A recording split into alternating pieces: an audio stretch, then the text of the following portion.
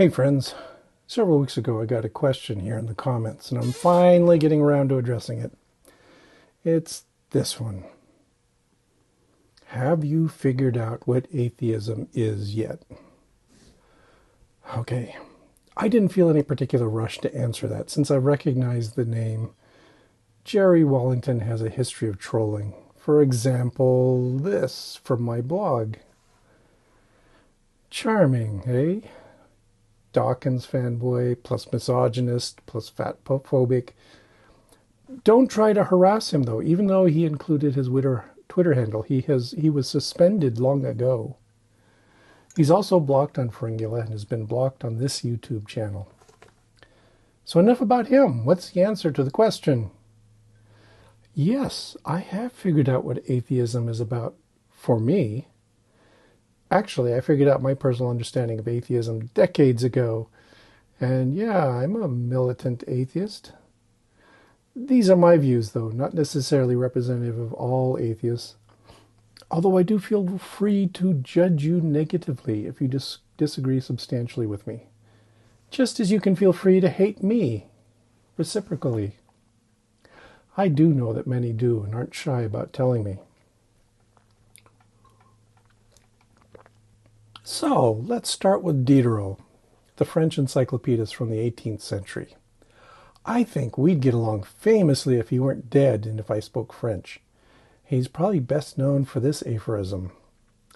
Men will never be free until the last king is strangled with the entrails of the last priest. Yes, I agree with the sentiment, but not with the metaphorical violence. Unfortunately, he did not say it. It's one of those fake quotes, a paraphrase by a contemporary. He did express a similar sentiment in a poem, though, so I'll read that. I'm not even going to try and say the title, though, having no French.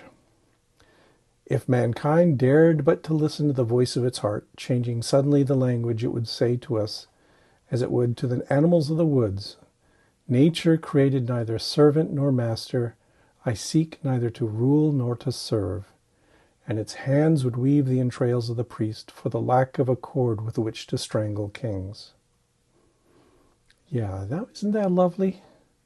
I know everyone will focus on the last two lines, but I think the penultimate pair of lines is just as important. Nature created neither servant nor master, I seek neither to rule nor to serve. No gods, no masters. I've heard that somewhere before. It's a call to break down the hierarchies that dominate us. Now, I can't leave Diderot without mentioning another quote I favor. It's from his book, Philosophical Thoughts. We are constantly railing against the passions. We ascribe to them all of man's afflictions, and we forget that they're also the source of all his pleasures. But what provokes me is that only their adverse side is considered, and yet only passions and great passions can raise the soul to great things. Without them, there's no sublimity, either in morals or in creativity. Art returns to infancy, and virtue becomes small-minded. Well, that's one the logic bros will hate. Feelings and emotions are important, but I know they aren't objective. Somehow, though, we've evolved an atheism that denied our humanity in the name of some rigid science worship. And I know, here I am, a biologist, telling you that science isn't the be-all and end-all of human experience, and that even science is soaking in the subjective. So that's Diderot. How does that reflect my personal views? It's pretty close. Like Diderot, I'm an anti-clericist. I think that's an important distinction. Not so much anti-theist as anti-priesthood. Like Diderot, I oppose these artificial hierarchies that limit human potential and cram us into little boxes that tell us what we are supposed to do. Like Diderot, I think there's more to the fully human experience than math and science and a pretense of objectivity. Art and poetry and music and culture and society are also essential ingredients in the recipe for a more humane atheism. So yeah, I figured out what atheism is already. I'm not even original in my conception of it, since others were developing it over 300 years ago. So much for the new in new atheism. I can interpret what my interlocutor is trying to say, though, because it's a common refrain. Atheism means only a disbelief in gods, nothing else. How dare you try to suggest that there are implications to the non-existence of deities? You are not allowed to think beyond the premise. The assertion of atheism is sufficient, and no further extrapolation is permitted. Now, this is not a very scientific way of thinking. A hypothesis does not stand alone. It must be integrated with other existing facts, and it must be tested only as part of a whole with a context and predictions and theory, and as a path to further questions and hypotheses. Is it useful? So what these other atheists are insisting is that atheism must be an unquestioned dogma, with the only implications allowed being ones that preserve the status quo. We've all seen this trope caricatured before, yet it never seems to sink into its proponents. It's true, atheists participate in a society. That should mean that we have to have social goals to accomplish. Atheists are part of society. Unless you're planning to retreat to a hermitage and never interact with the world, we have social obligations. So let us consider society. This is a simplistic cartoon of a Western medieval notion of society. I'm not trying to show all the details. Reality was far messier. For instance, many historians will portray the church as a parallel axis of power working with and sometimes against secular rule. So take it with a grain of salt. Treat it as a crude approximation. At the top of the pyramid of power are the rulers, the kings and queens. They are supported by claims of divine favor, reinforced by the priesthood, and also by a crude hereditary fallacy about bloodlines and authority justified by lineage. Below them, and possibly in parallel, or even the power behind the throne, are the priests who justify their existence by invoking the will of God, which conveniently enough they are in charge of dispensing to the citizenry. Then we have the aristocracy, a class where individuals accumulate wealth in the form of inherited lands and property and privileges. And again, this is justified by some imaginary virtue of heredity. Then below that we have the great mass, which I'm not going to try and classify to any significant degree. We've got our shopkeepers and middle managers and people who directly serve the wealthy aristocracy. And we've got the laborers and craftsmen. And then we have an underclass of people living hand to mouth, often oppressed, who are often exploited to serve the needs of the aristocracy. It's never this simple, and the boundaries are never this sharp, but let's roll with it for a moment. Several concurrent processes have occurred in the modern era to restructure that pyramid.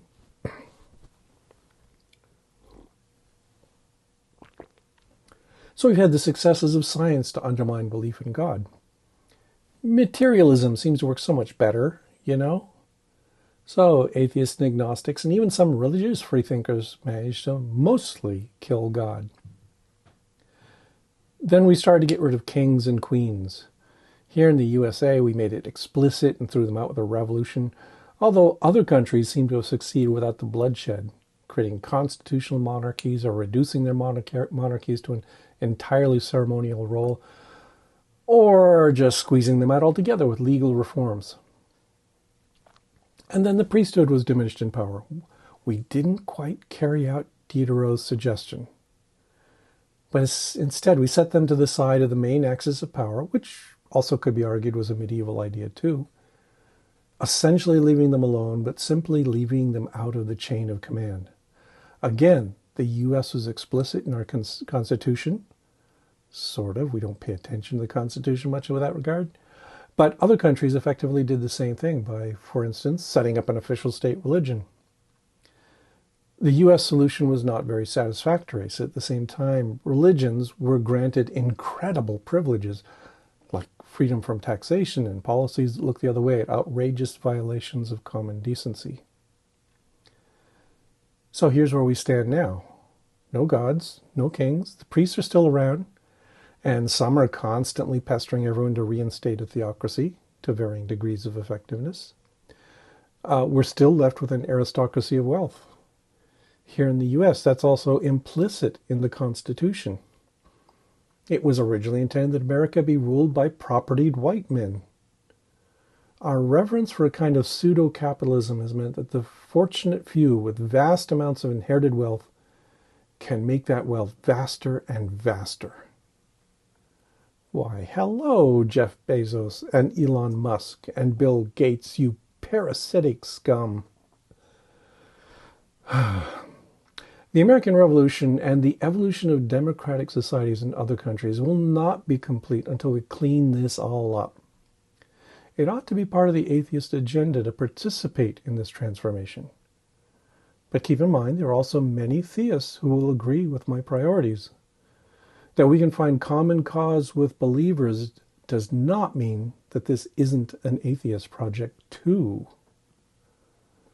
So I'm going to specify 4 very broad atheist objectives. Also very difficult objectives. I'm not pretending it'll be easy. We could also lose. So first, abolish the privileges of religion. No gory stranglings required. Just strip religions of things like tax exemptions or the absence of scrutiny of their so-called charitable works. Almost every atheist can get behind this. We have organizations like the Freedom from Religion Foundation and American Atheists who are happy to marshal legal opposition to the erosion of secularism. And don't forget Americans United for Separation of Church and State, which is not an atheist organization. This one is easy to convince atheists of its importance. I bet even Mr. Wallington is all for it. So part of the program of reducing the harm of religion would also involve greater support for good secular education.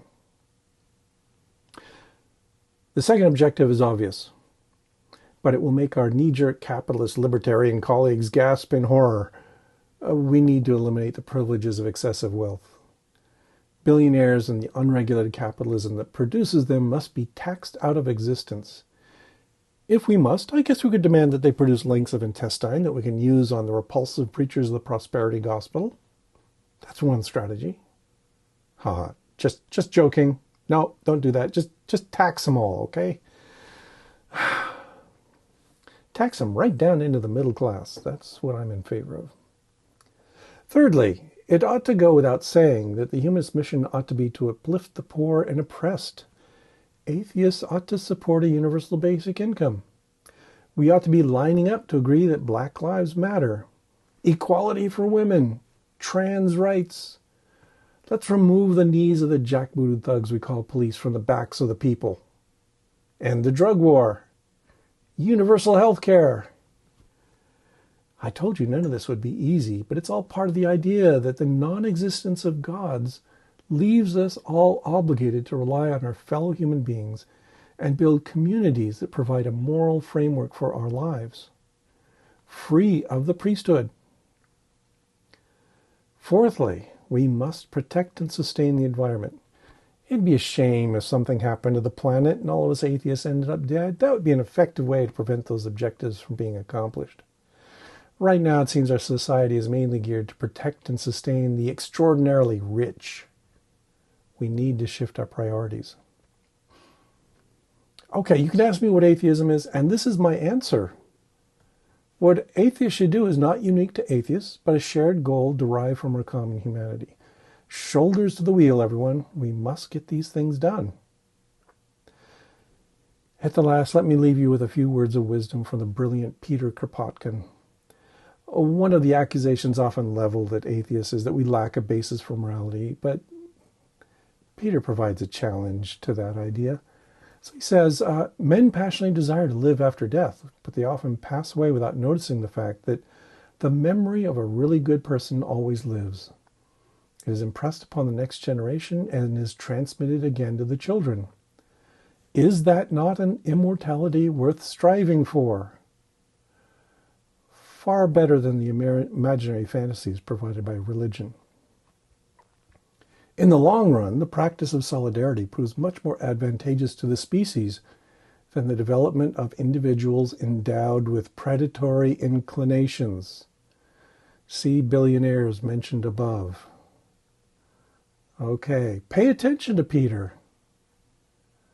Also pay attention to my Patreon donors. They're the people keeping me afloat right now. And did you know their donations are currently covering the hosting costs of all of Free Thought blogs?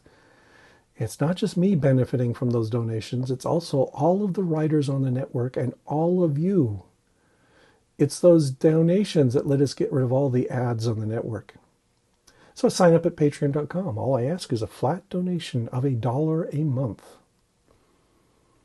If you can't afford that or don't think I'm worth it, it's just like and subscribe. That's all it takes to make me happy.